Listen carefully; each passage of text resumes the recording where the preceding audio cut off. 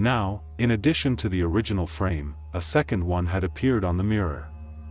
The description had stated that this action would help establish a connection between this world and a parallel one, and an unbroken line would stabilize the passage and protect against external interference. What harm could it do? And what am I doing? I spoke out loud to break the deathly silence and distract myself from negative thoughts. Now, in addition to the original one, a second frame has appeared on the mirror.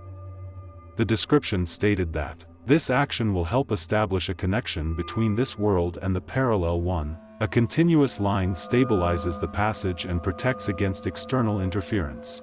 What harm? And what are you doing? I spoke out loud to break the deathly silence and distract myself from negative thoughts. Usually it is never quiet in an apartment building.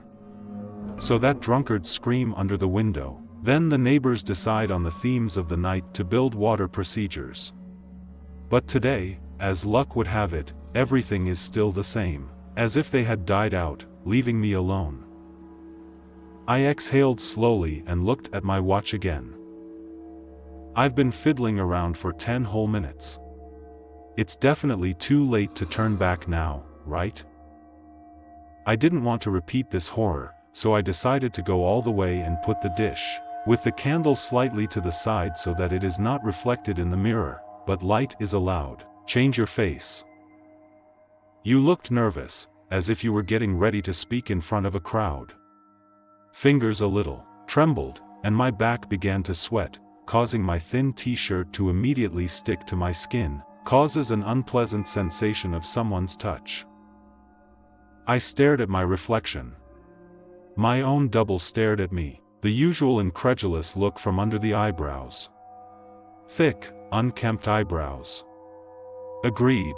Frown on the bridge of the nose, under light eyes, wide dark shadows from a walking position to the right, weak light. The mottled coloring with red spots sparkled when needed.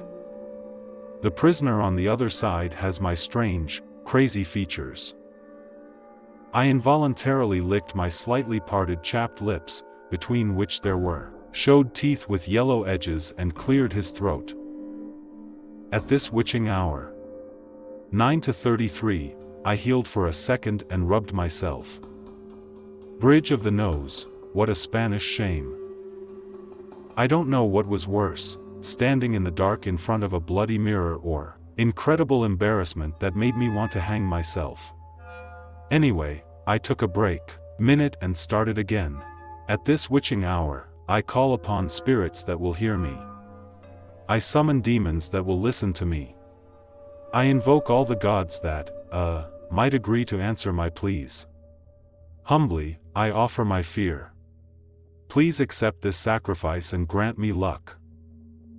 After reciting the incantation, I set the alarm clock on my watch for 10 minutes and stared into my reflection's eyes.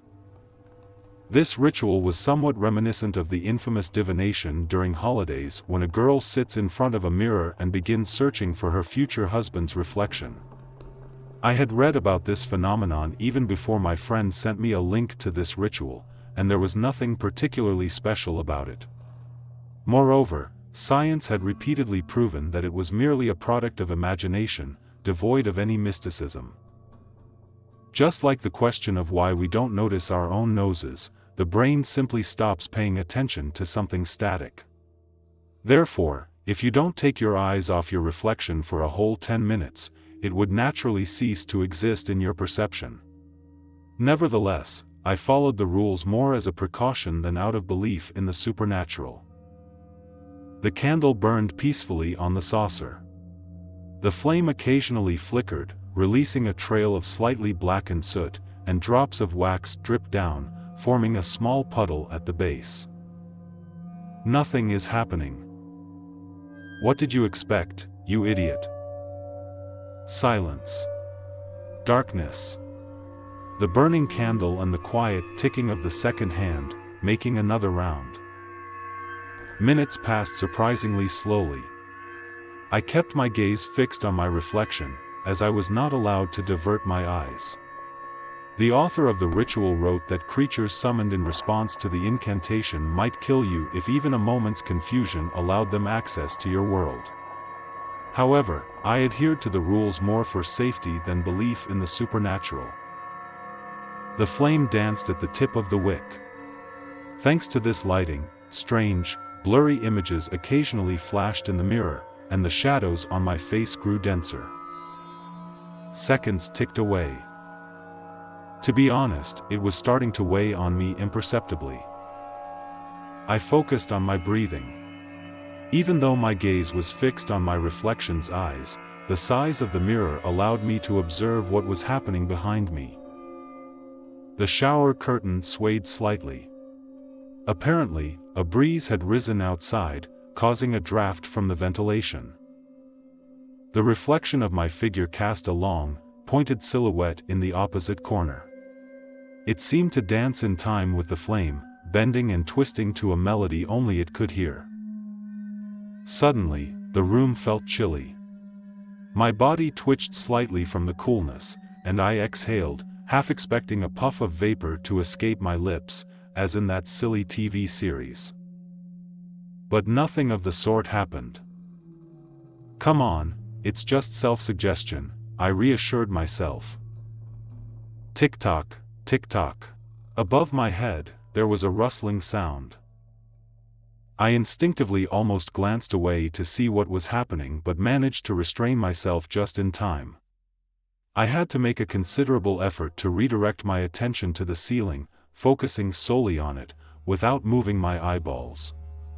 Even then, I couldn't see its entire surface, especially the part directly above me. The rustling sound occurred again. It resembled the scraping of something sharp against wood, and my mouth instantly went dry as the familiar fear churned in my chest.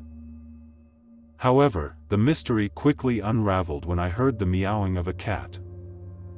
Damn, that cat again, I cursed with relief, scolding myself for being overly impressionable. Cursed thin walls and ceilings. She's probably digging into her corner and scratching the pipe again.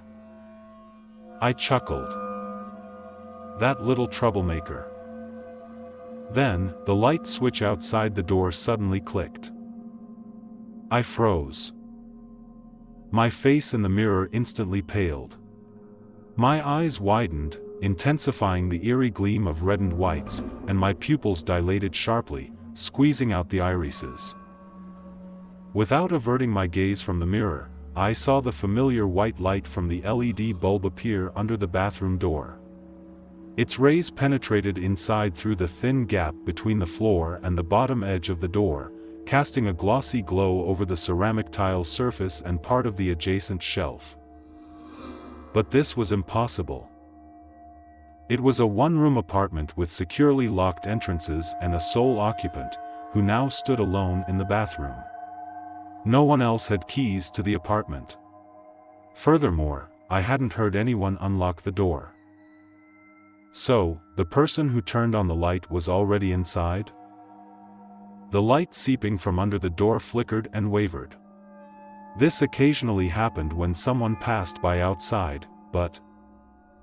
Scrape, scrape, scrape. Without lifting my heels from the floor, the uninvited guest moved deeper into the corridor. The sound of their scraping steps echoed along the wall, and then I heard the refrigerator door open. I involuntarily swallowed. My gaze trembled madly, and driven solely by fear, I didn't even attempt to turn around. The old, latticed shelves rattled. The stranger began rummaging in the fridge, shifting the items inside. Apparently, they weren't satisfied, as something made a deafening clatter a moment later, making me flinch. The freezer door followed, revealing a solitary piece of frozen meat. It was wrapped in a plastic bag, which rustled almost inaudibly as they disposed of it. Small ice shards scattered onto the floor. Crunch. Judging by the sound, absurd as it might be, the stranger began gnawing on the piece of ice. In front of me, monstrous images of massive, fanged jaws capable of easily crushing frozen meat flashed through my mind.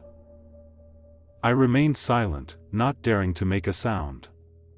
I listened intently. My hands clung to the edges of the sink and trembled blatantly. Thankfully, my legs. Scrunch. After a brief tasting, the creature crunched again, biting off piece by piece from the ice. Terrifying images of enormous, gnashing jaws capable of crunching frozen meat without effort raced through my mind. I stayed quiet, not daring to utter a sound. I listened.